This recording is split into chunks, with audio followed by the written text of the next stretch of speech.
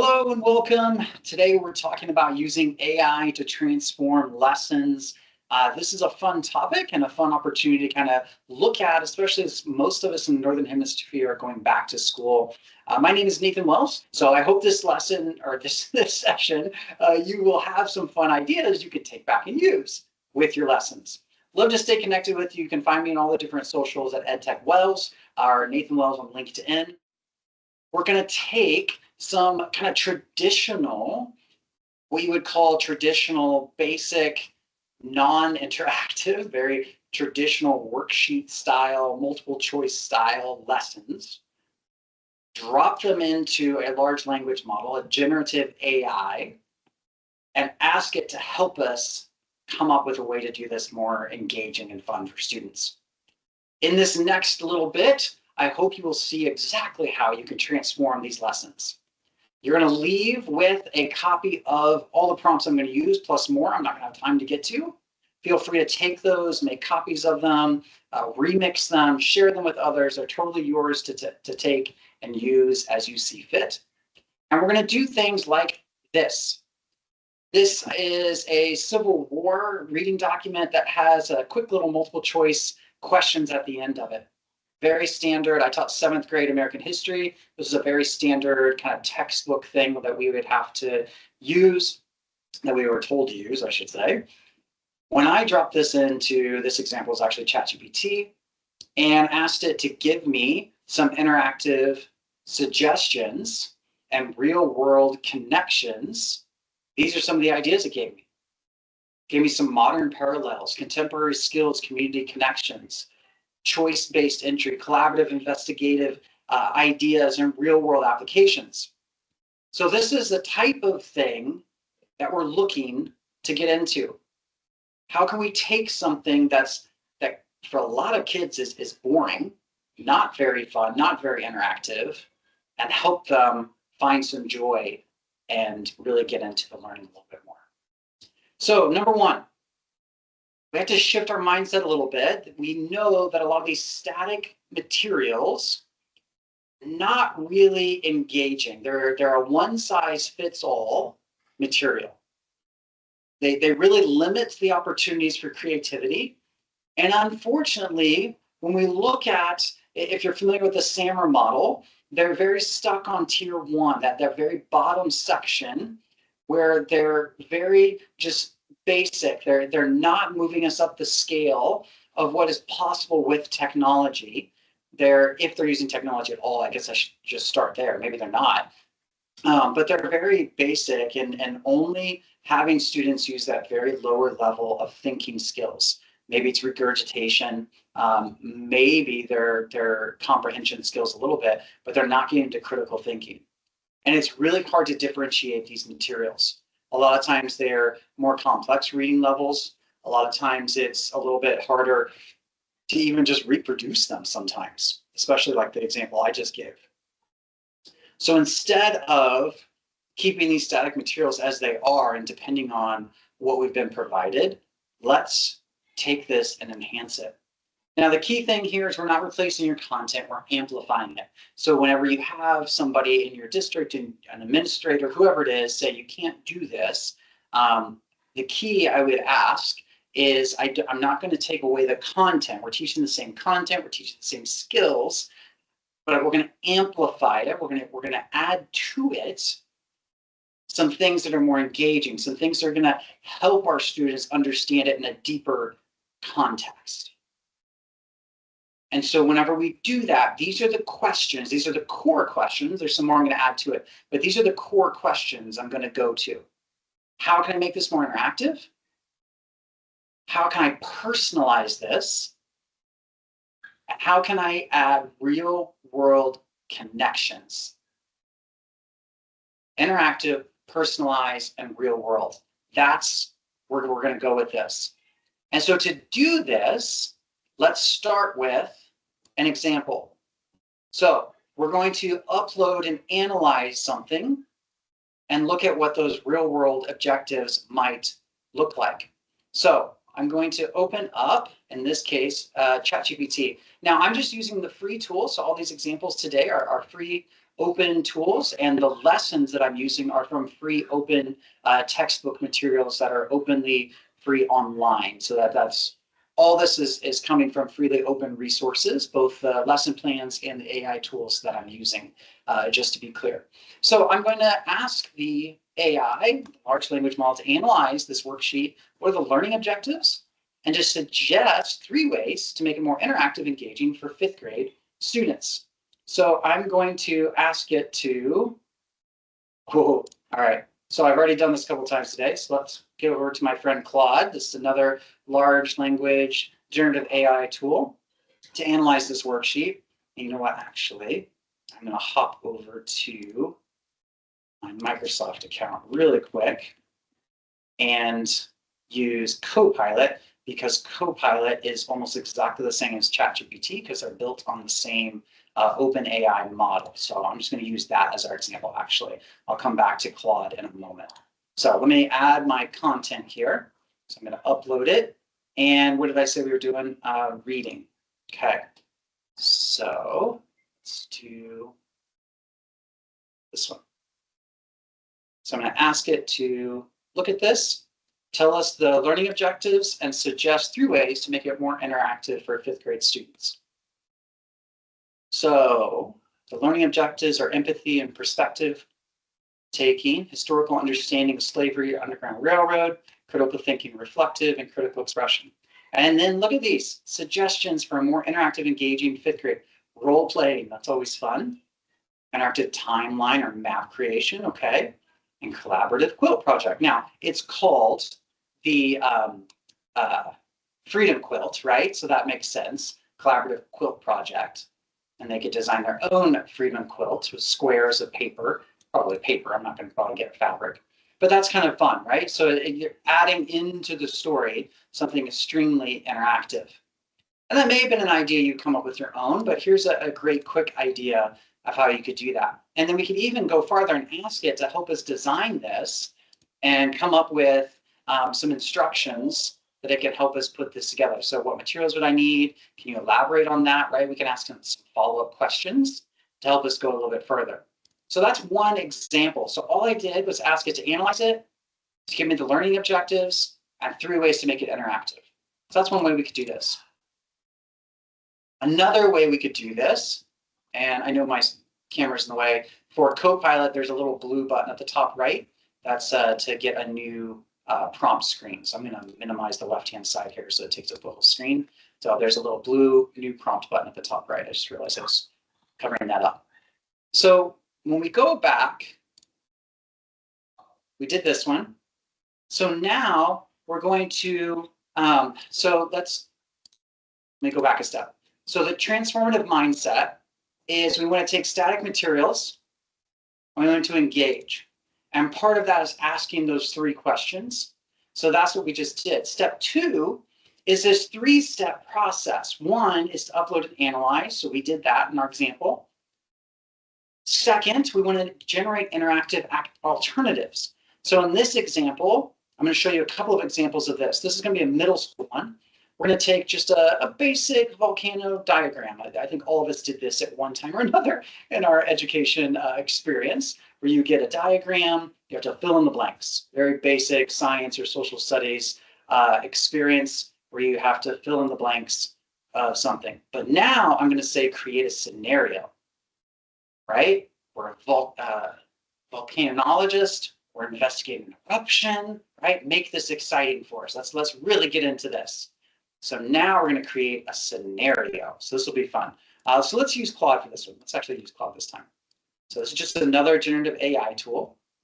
And then we have our volcano. And there you can kind of see there's the volcano and it has the different boxes you would fill in the different parts of the volcano. Very basic, right? Nothing crazy exciting about that. So let's see what it comes up with here. Now you'll notice Claude, different than ChatGPT and Copilot, actually runs it as what it calls an artifact over here. But it's very similar in how it does things. I do like the artifact thing that it puts together, because then it gives you something that you can actually share with students. That's like a mini web page, basically. So you could share that in a learning management system, or however you share web links with students, which is kind of cool. And this right now, it's running Python code if you're familiar with coding. I don't know Python, but that's what it is. And so it's kind of cool. So you can see it kind of running that right now and creating this scenario-based lesson actually with Python, which is pretty amazing. And so you're just running it, you're watching it, I should say, run this code for you. So I don't have to know anything about coding to get a really cool interactive artifact, as Claude calls it. And again, this is just a free Claude account. I just logged in with my school account and was able to open up a free account and be able to use, which is kind of cool. So it's working on this, and hopefully it'll be done pretty quickly. This is a big one. Sometimes there are simulations, and I don't actually know what it's doing this time. Oh yeah, look at that. Okay, so I've created an immersive scenario-based learning experience called Volcanologist Emergency Response Simulation, where students take on the role of a lead volcanologist during a volcanic crisis. And then it tells us why it's engaged in realistic scenario, multi-role team experience, data-driven decision-making. Oh, it's even got a time limit. See, I didn't even ask about the time limit. That's amazing. Consequences. Ooh, okay. Click to analyze data panels, progress tracking, scores. And you look at the learning objectives. So if you can see my screen okay, can you see those learning objectives? Yeah, I think you can. There, you can see those, understanding the monitoring techniques, learn from different types of volcanic hazards, practice scientific decision-making, explore the relationships, develop the skills. So this goes beyond my basic standards. So I might even want to tell Claude, here's the actual science standard, right? And I may need to change this a little bit to specifically meet those, but let's be honest, this looks really fun. So I can check it out right here. And if it's what I'm interested in, then I can click, let me move my camera again. Then I can click the publish at the top right of the screen, and it'll actually make this an individual web page that I can then open up in another website, and it'll open full page, or I can share, like I said, in a different learning management system or something like that in a different place, which is kind of cool. So for now, I'm just going to look at it. So here's your mission briefing, right? So just made up of a fake one. So there's population risk. Here's what you're doing. Here's your mission. You have your team roles. So we've learned about it. So first we need to analyze the seismic patterns. Gas monitoring. Okay. Oh, okay. So critical decision points. So we click on the different ones.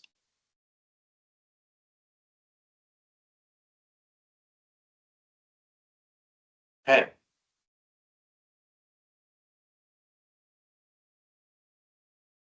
I don't even know. I'm like reading through it quickly. Oh, okay.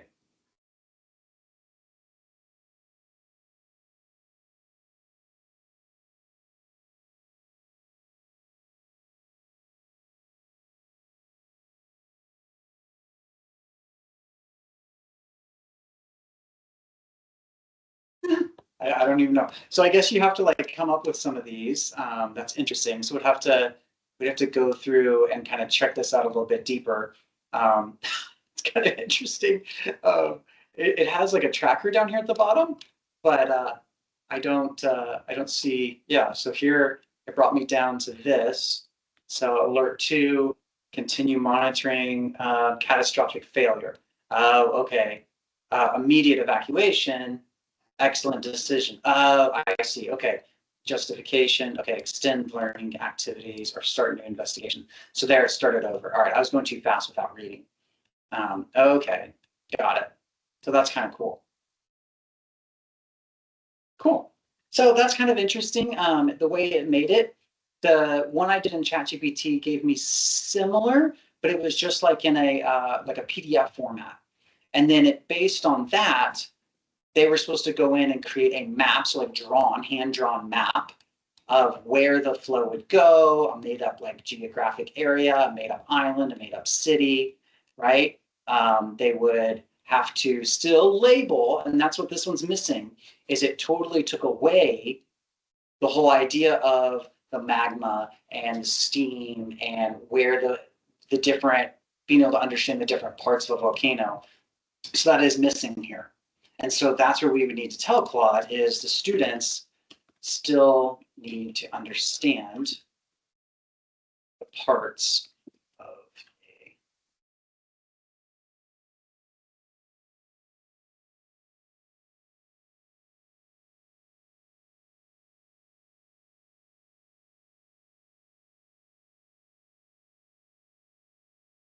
2 6 feet.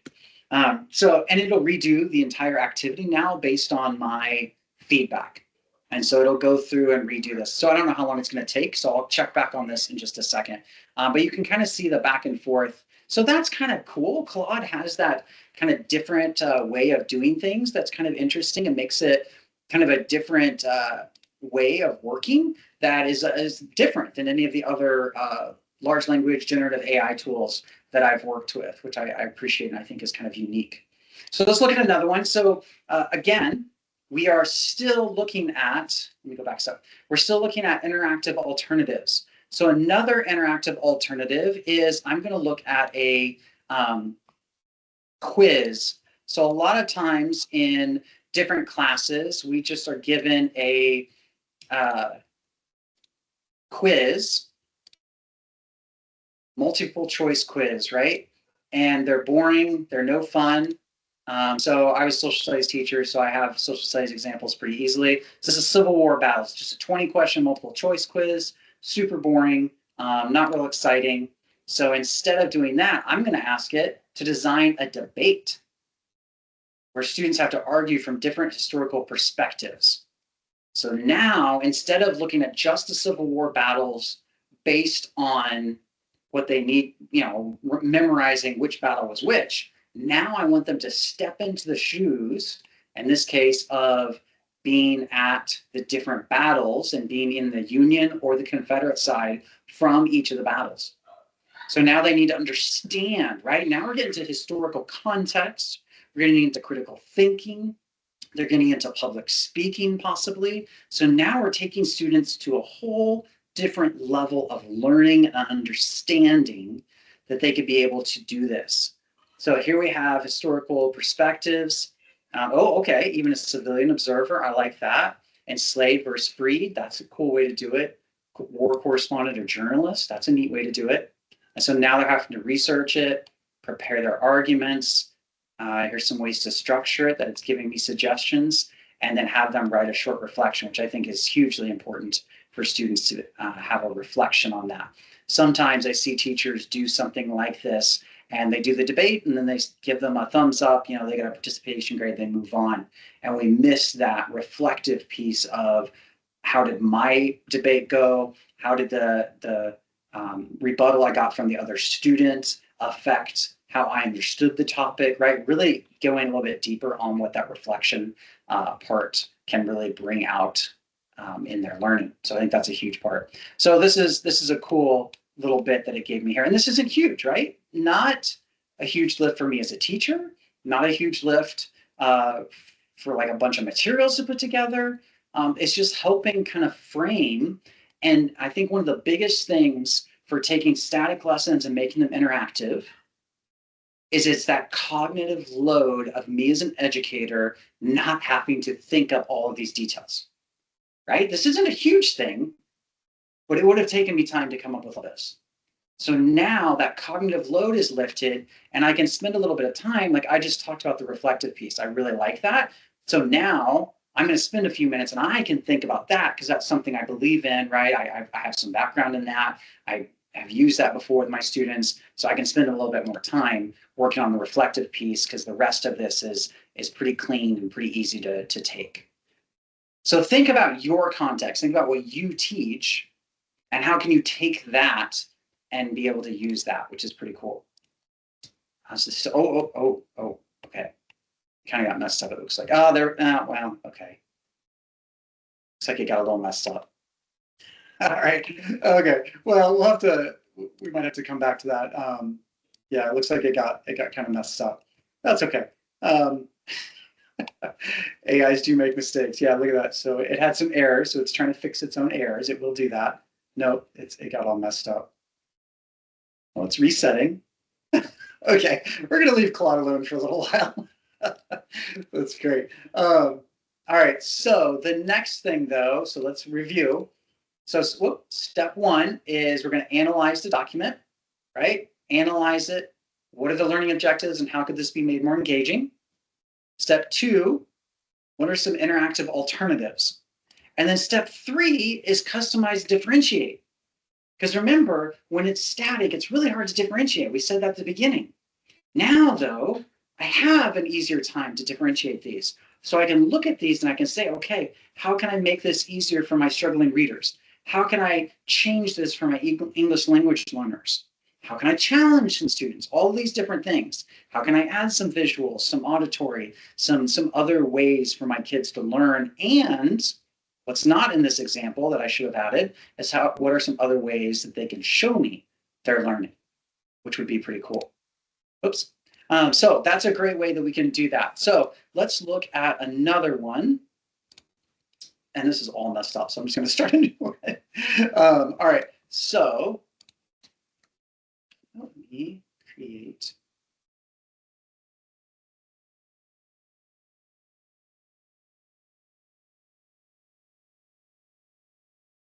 And then this one I'm going to grab. Where is my? Is this one? Some math problems here. And I want to solve authentic problems. So we're looking at authentic problems and real world scenarios. So I had just a basic math worksheet. And here, I'll just open it up so you can see the original.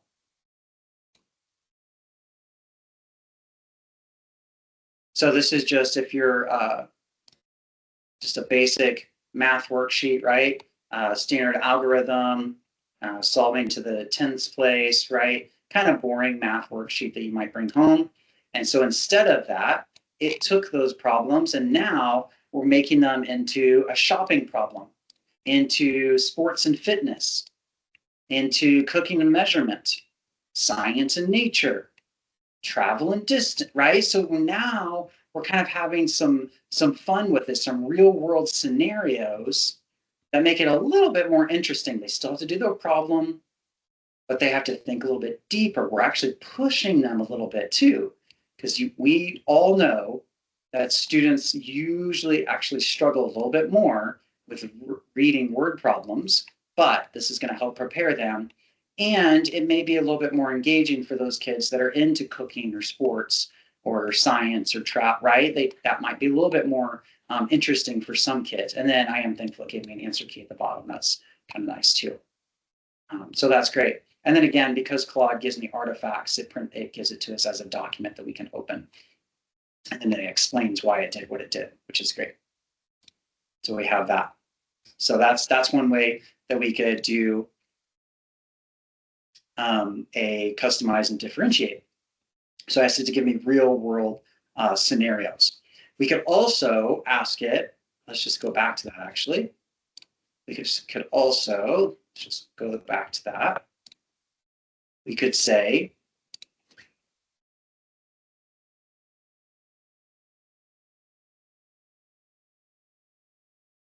struggling readers. That's all I have to say, right? So now I'm just going to use simpler language. That's it.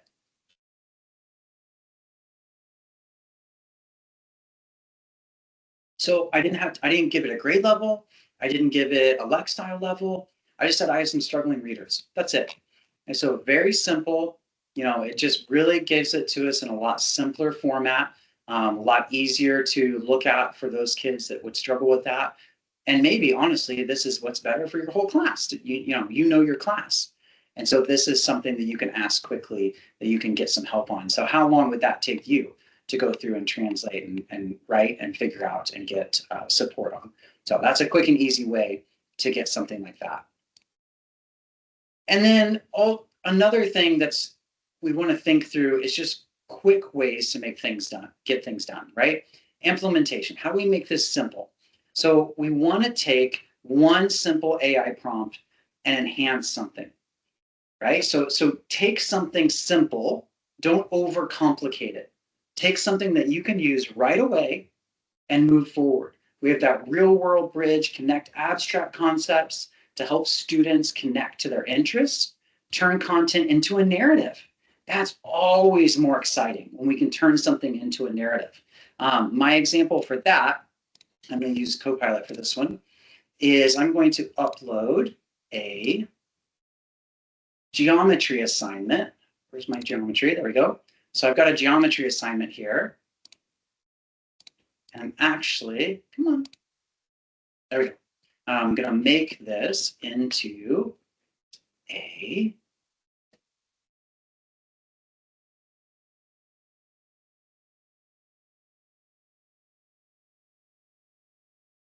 an architecture project. And it doesn't care that I misspelled, which is wonderful. So now we take our middle school geometry project, and I love that it didn't even need me to tell it what grade level it is. It just figured it out. And now it's going to design a sustainable community park. So it's going to use the same math problems that I had in that worksheet, but instead of, I of course need to double check, and then yeah, it's doing symmetry and angles. Yep. Yep. Yeah. So it's still using some of the stuff that's in that worksheet, but now we're turning it into planning something. We're using something that's got a little bit more of a story, a narrative to it, to make it a little bit more interesting. So anytime we can add a story, anytime we can add something, that engagement level is going to go up for students, which is so much more fun. It makes it so much more engaging and easy for students to jump into and be interested in. So I think that's an easy win that makes it that much more fun for students. So encourage you to pick one lesson. You already have everything you need to know. You have the expertise of your subject area. You have your materials already. Pick one of the free AI tools that are out there, and then kind of let it go. So here's your resource that you can walk away with. In there is a prompt template library. And I'm going to grab the share links really quick. Let me grab that. Okay. And then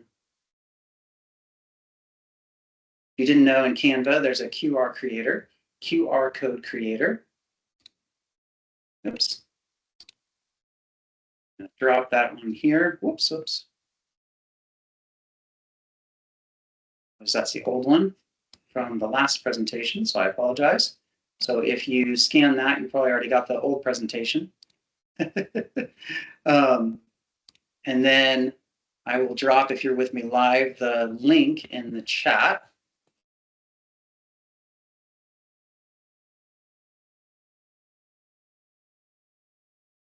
So you can get that resource. And this resource allows you to see kind of the things that I went through, the templates I use, the prompts, and some of the ideas we talked about, the real world connections, some of the interactivity, and some prompts I didn't even have time to get to. Assessment transformation, creativity, differentiation. There's the story wrapper I kind of quickly talked about, adding in simulations, some examples, and then if you have run into some issues, some things to look into.